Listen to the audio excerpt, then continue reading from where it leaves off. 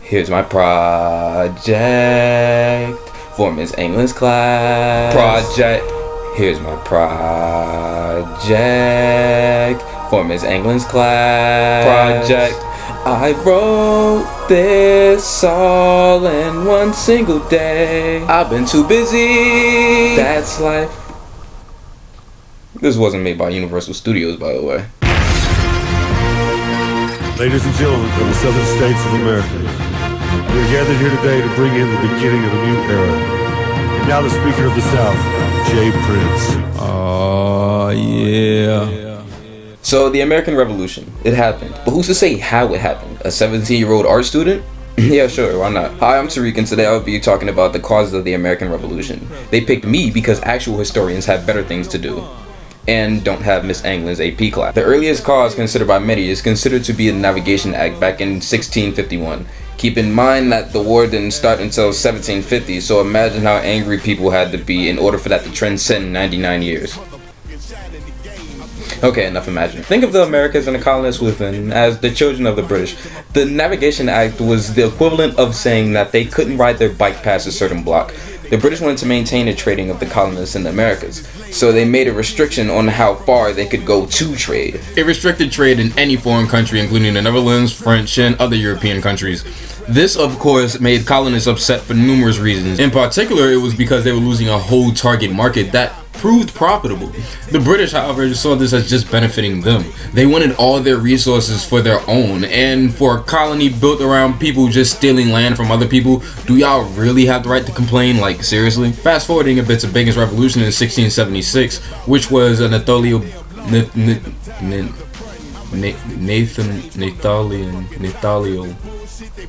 I'm calling him Kevin.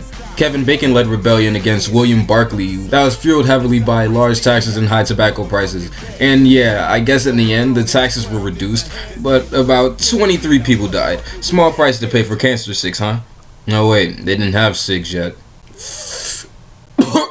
I mean, this kind of goes hand in hand with the writs of resistance in 1752, where court orders instructed officers to perform certain tasks like searches and all that on colonists, since after a while they started disregarding the whole Navigation Act entirely. The French and Indian War is a major cause of the American Revolution, and so much went on during it, which is why I'll explain it to you in 60 seconds.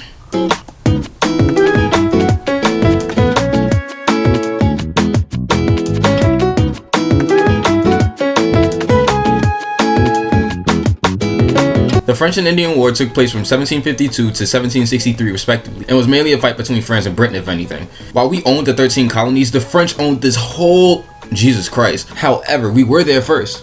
Well, kinda. And we saw it as us needing our economic opportunity, cheap land, and kinda self-government, but not really. As more colonists arrived, then began the Ohio Valley conflict, which we opened fire on France as led by George Washington. Yes, that George Washington. The war lasted 7 years in total, and the British troops actually ended up capturing Canada from the French. As the war would continue, the French would lose all their North American land and turned into the cheese-eating surrender monkeys! Signing the Treaty of Paris in 1763, not to be confused with the one from 1783, which was, ironically, the end of the Revolutionary War. Well, Pooh, we won and we can put all this behind us, right? Well, not exactly.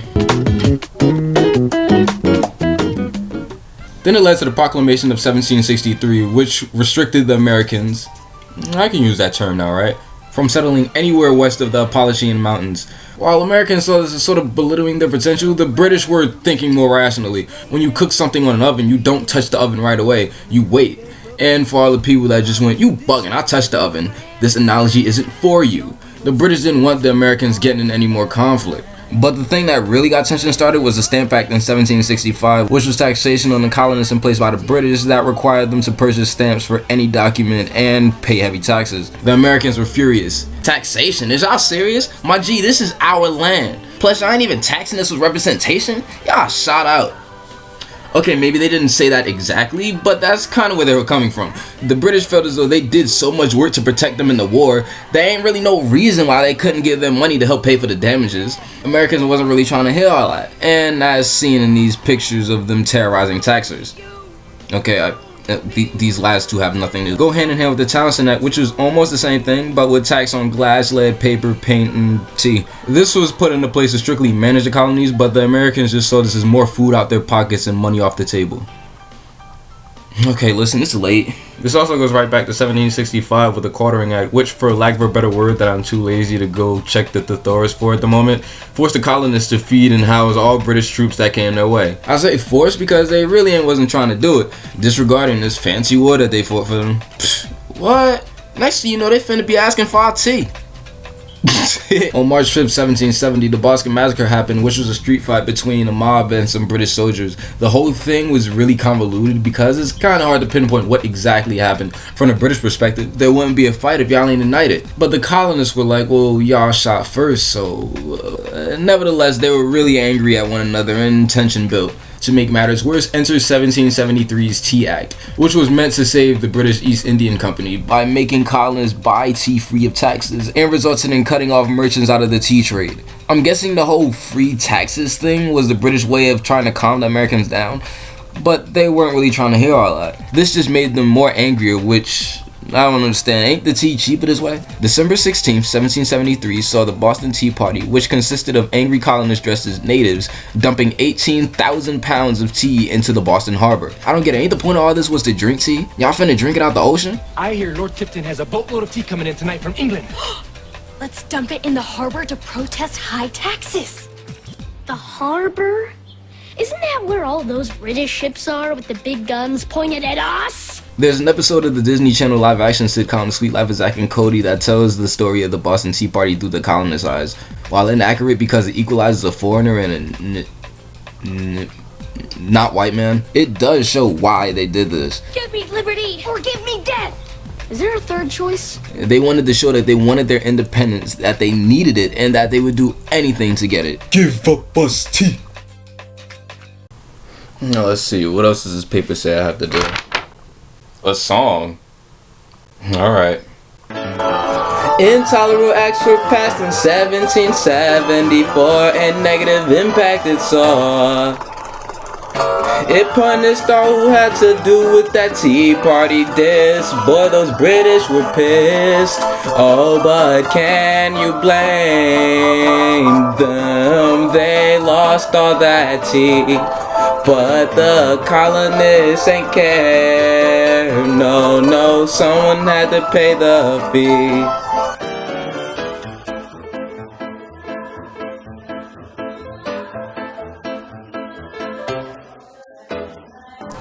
But also, while these freedom bells rang, they had boys all in chains. Slavery. Chiefs also labor, just a trip off the equator. Take a man and both his neighbors for slavery. Indentured service wasn't cutting it no more. Kept running short, so slavery. But it wasn't fair. Hey. Independence where? Hey. Levi triple dare. Slavery. Throughout this whole century, saw the world being weighed. Not just following, but observing all at stake. It's the Great Awakening, a wonderful pastime. A time where all these people use their individual minds. The world ain't get no better. Well, at least not to me. No, no, no, no, no, no, no. The world ain't get no better, and you know why, 'cause slavery. Lexington and Concord Accord, 1775 saw a fight between British troops and Minutemen. 700 troops and 10% American. Was the first engagement of the war by the military, and what a sound it carried. All up in the corners the Minutemen crawled. Shorty, it was a shot heard around the world. We saw a declaration, wonderful creation, It was freedom, independence, not for all. They declared themselves free, British were angry, resulting in more or less a massive war. Gee, that was fun. Maybe I should do my next project with all songs. No! God, please, no! No! No! No! The last thing I'll talk about is Thomas Paine's Common Sense, since it's the last thing on this list. Released on January 10, 1776, Common Sense is a pamphlet written by Paine that ended up inspiring this whole fight for independence and that declaration I just sung about. You can also tell that Paine dipped his hand in the Great Awakening, as within his pamphlet, he questioned society, the government, and the whole idea of liberty to begin with. This showed the British that the Americans were becoming more self-aware, and to end this on a very dramatic note, it was only a matter of time.